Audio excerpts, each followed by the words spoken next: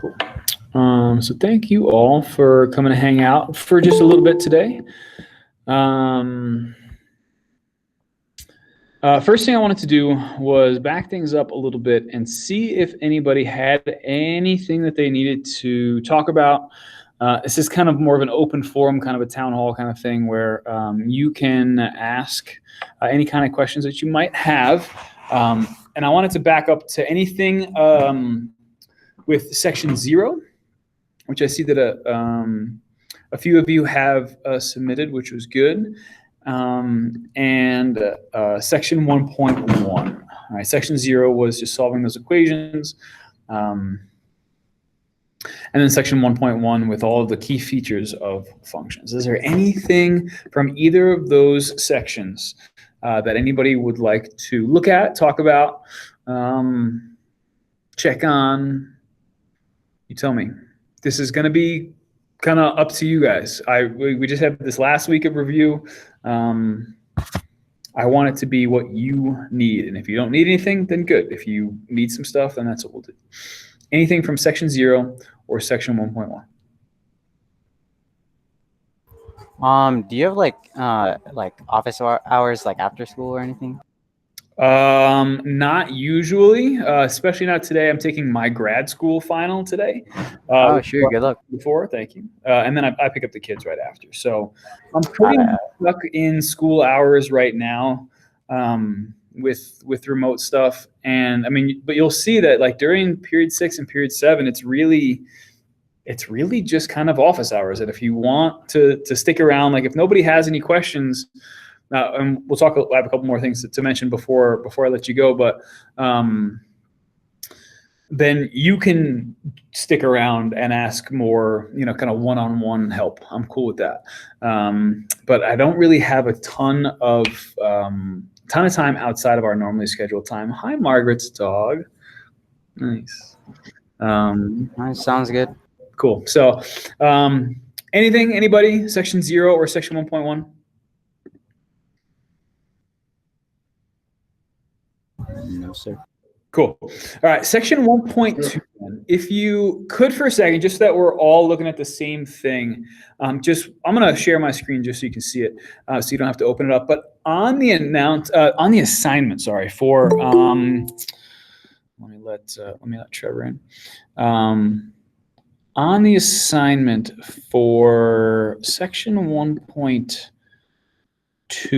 So on the review, something that I added this morning, in case you've looked at it prior to today, because the work for this section, if you want to get all of the credit, and this one is as good for either dropping and missing homework or changing your lowest homework score to a 5 out of 5 for getting this done today, or something else. If your homework average is amazing, but your test average is suffering and it's kind of bringing you down, I'm happy to be flexible and get you any kind of extra credit that's going to help as we get towards closer and closer to the final. But one thing that I added to this was this right here, which I thought could help a lot, because section 1.2 is all about transformations. And what this photo does really well is give you a sense for how to look at.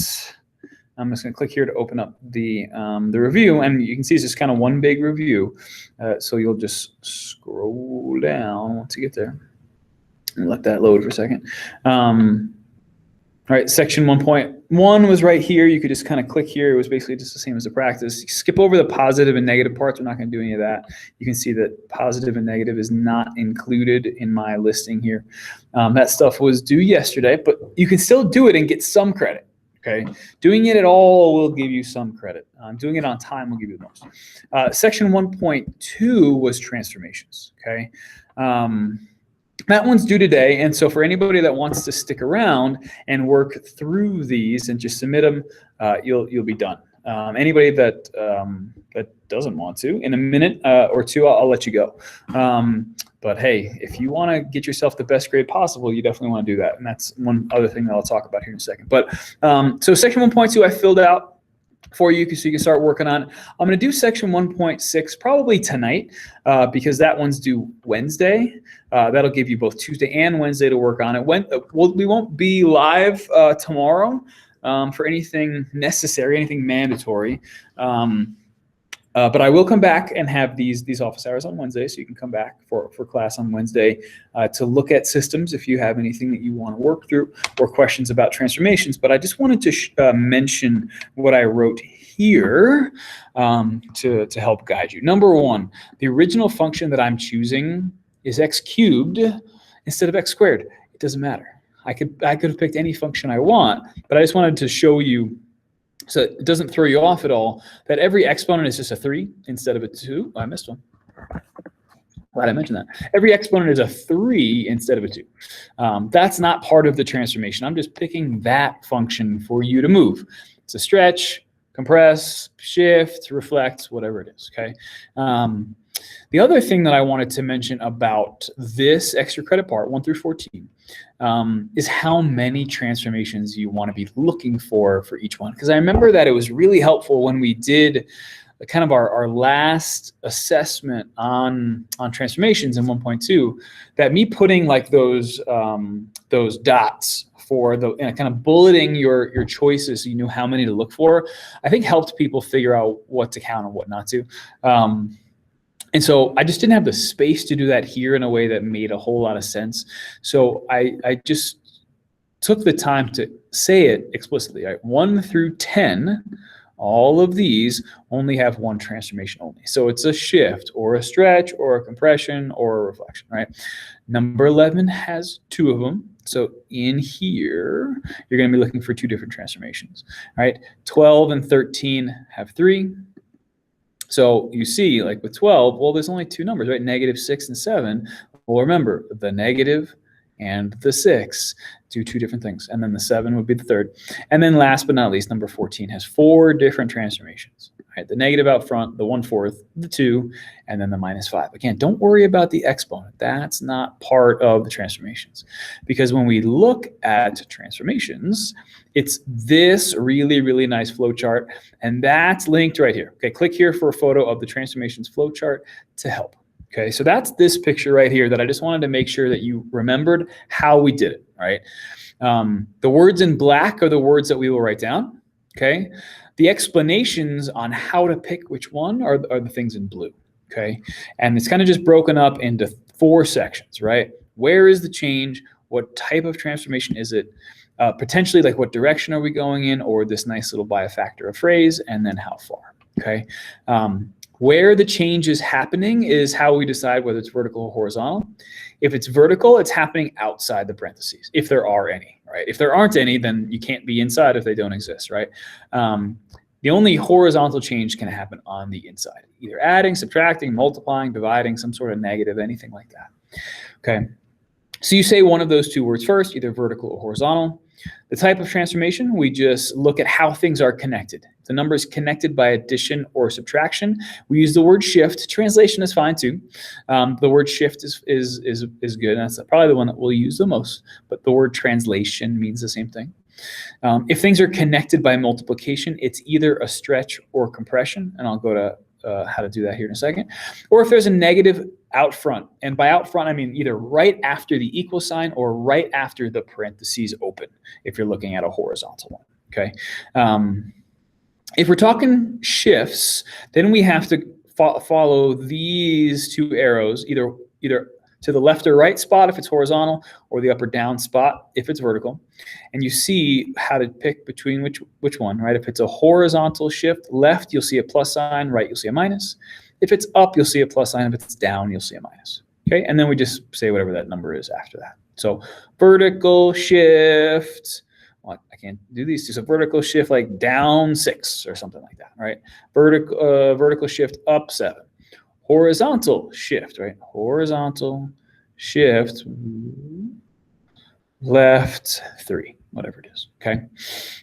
That's if things are connected by addition or subtraction, and you just deal with that one at a time. And usually what I'll do is I'll go from left to right to describe those, okay? If it's a stretch or compression, okay, your vertical compressions follow what's in this box. Okay, so if the thing that you said first was vertical, and you're looking at a number that's connected by multiplication, right? 3x to the third, or 5x to the third, or 1/2 x to the third, or whatever it is, okay? If that number that you said is bigger than 1, let's call it a stretch. That's why these are next to each other, okay? If the number that you're looking at is between 0 and 1, so if it's a fraction where the number on top is smaller than the number on bottom, or you're looking at like 0.3 or 0.25 or 0.7 or something like that, then it's a compression. Okay, vertical stretch by a factor of, right? That's what we'll say right after. Just follow this arrow to here, whatever the number was. So vertical stretch by a factor of 6.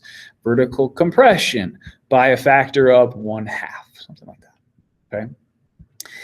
If your horizontal compression or stretch is what you're looking at, right? If you said horizontal first because you see a number connected by multiplication on the inside, then these will switch. It is counterintuitive. That's what that chicken scratch says, that these will switch, okay? If your number is bigger than 1, it's a compression.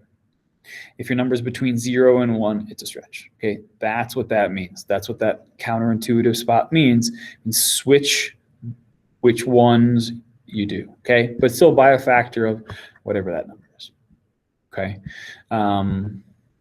So that's kind of the tricky one that seemed to throw most people off. When I went back to look at stuff from 1.2, the left and right definitely threw people off because any horizontal changes are counterintuitive, right? Plus is left, which is backwards. Right is minus, which is backwards. But this one also threw people off a lot. Some people would say horizontal stretch by a factor of 3. But that doesn't make any sense because stretch has to switch, all right? Horizontal stuff is backwards. So you would just switch the word that you would normally use. So just watch out for things like that. And then the last one was reflection, negative out front, and look at that arrow, you're done, right? Vertical reflection, done.